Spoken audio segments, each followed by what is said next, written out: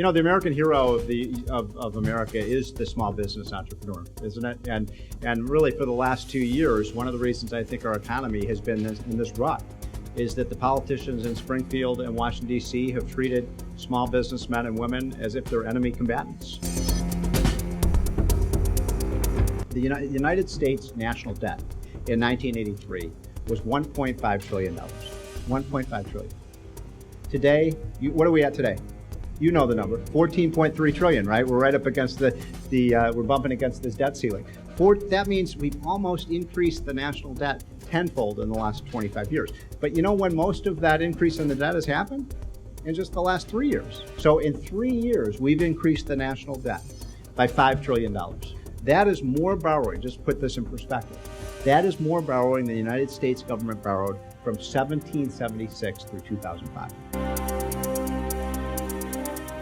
You can't simply go to the bank and say, write me another loan, right?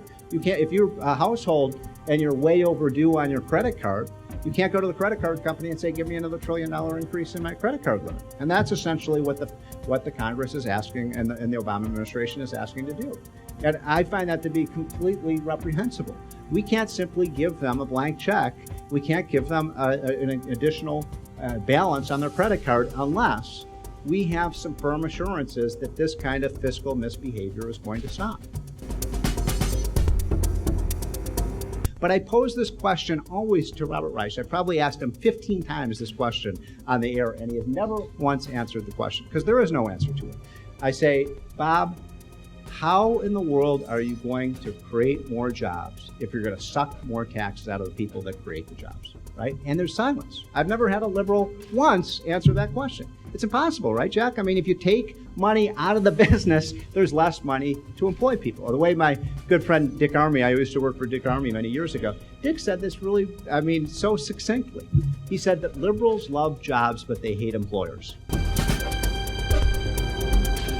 There is no reason in the world that tuition costs should be rising by 3 times the rate of inflation. But it's happening in Illinois, it's happening around the country, and it's because our politicians just give these folks free range.